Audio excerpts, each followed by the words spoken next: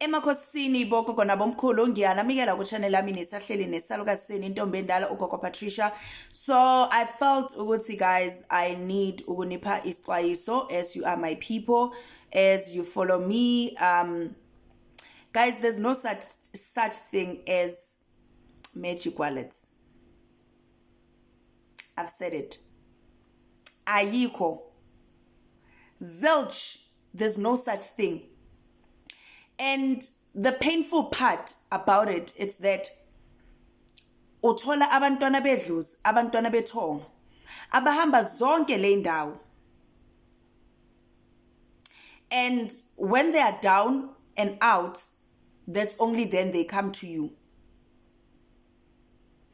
Makafika kuwena athi gogo ngifuna ukuhlola, kodwa gogo anginamali, gogo yazi kudala bangidla awudliwanga yimi, like I don't even know awudliwanga yimi, I don't know what you're talking about.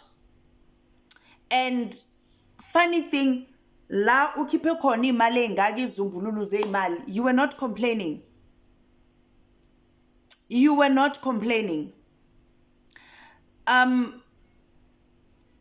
Ngizwe ubuhlungu ngihlola umntana wedlozi, but I won't go into details, right?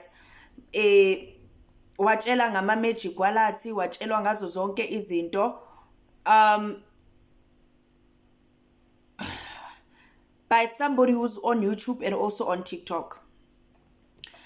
Wathatha imali yakhe yokugcina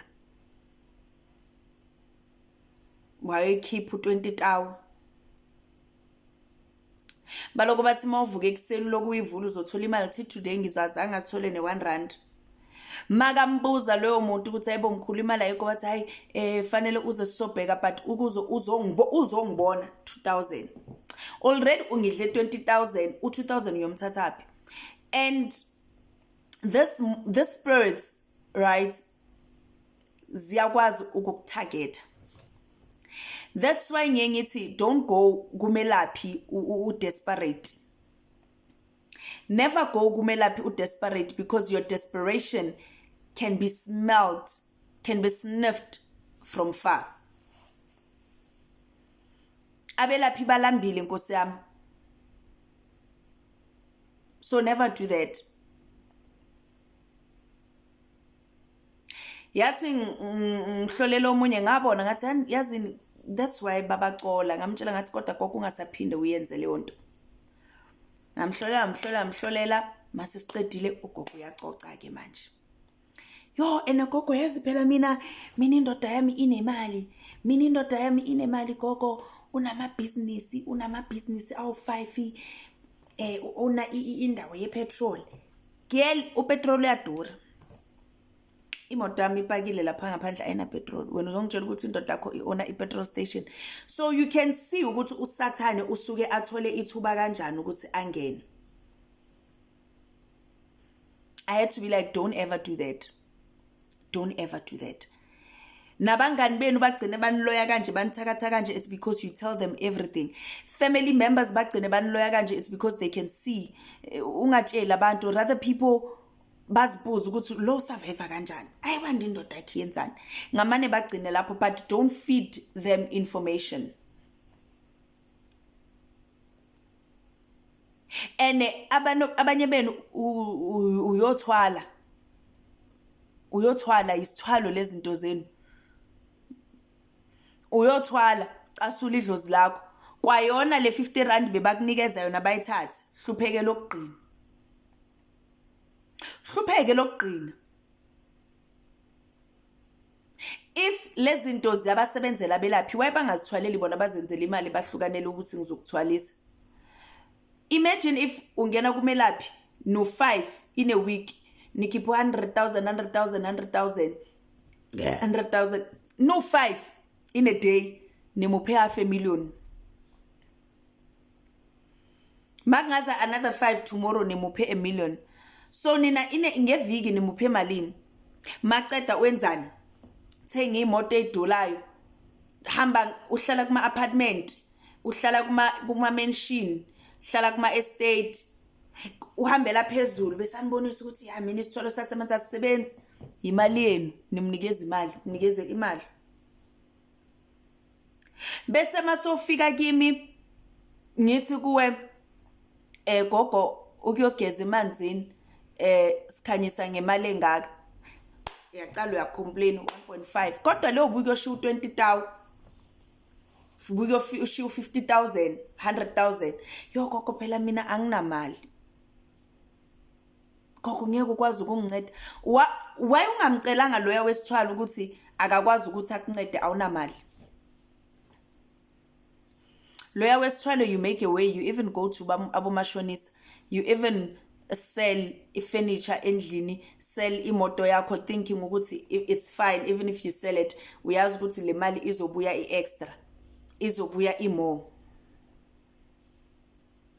Bese banthuse ke labelaphi afike la ku YouTube la afike bese athi ya mina kunamuntu ozongidelela mina akekho umuntu ozodiscredit umsebenzi wami, mina idlozi lami lidila ngomuntu last khona oyenzile ini walala wangavuki. It's because uyanthusa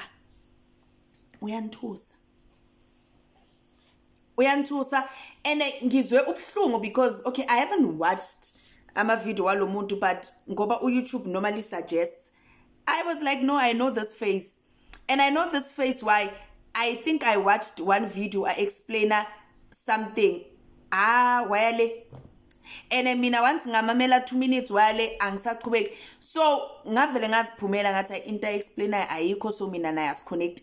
So now I'm surprised mase ngibona into enje ukuthi hayibo kanti abantu bayaxolwa la ngaphandle. Mina 300 interview consultation uyacomplaina gogo yo 300 anginamali yogogo ngeke ukwazi ukunginceda ungihlolele mahala kanjani. I have to also leave 1 hour 300. Khona omunye ngangimazi ngisaqala into zami zikamoya dala le wathi give me 500 consultation ngayibhadala. Maqeda wangisendela message wathi okay kuzoba 15 minutes. It was telephonically, so mina I preferred telephone consultations because bengifila ukuthi angifuni ungena endumbeni zabantu ngoba abantu bayaganga. So wathi 500 but wathi 15 minutes, ngathi 15 minutes 500, so khulumani 15 minutes ha into angitshele yona ukuthi ufanele uye emanzini. Uthi ufanele uye emanzini enonesilwane. Guys, akangibuzanga ukuthi gogo vele uyaphupha vele amanzi or kuyenza nix. Ngisathi ngithi athi ngiyabonga gogo usale kahle mina emanzini u4.5. Ngathi okay ngadrop.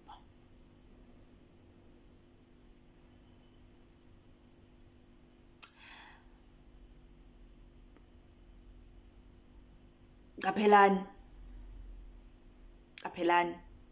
Pray before uye esigodlweni somuntu. Pray, khuluma nedlozi lakho ubabikele ukuthi bantu abadala ngiyohlola kugogo Patricia, ngicela ukuthi ningihloleleni yena, noma into zami zimnyama inkinga yami it's 1 2 3, ngicela ukuthi mangifika lapha kuyena bese ningikhanyisele ukuthi akwazi ukungiphendula lemibuzo. Idlozi uyalibikela ukwazi ukuthi masuthi uyalala likuvezele lithi lo yagogo uyaganga ungayi lapho. Or sometimes it's not ukuthi uyaganga, just that idlozi lakho lento lifunayo lo muntu akanayo, and of which it's not bad. Angeke idlozi lakho likise kumuntu ohlinza inhliziyo kodwa wena uphethwe inyawo, fanele likise kumuntu odila ngeenyawo. So sometimes it's just that. So lalela idlozi lakho, it's not all about imali. Abanye bethu we're doing it because we were gifted and we're doing it out of love. So ngicela niqapheleni nizivikeleni, watch out, ngiyanicela. Khathela abantu bedlozi abakhalayo la. ngikhathele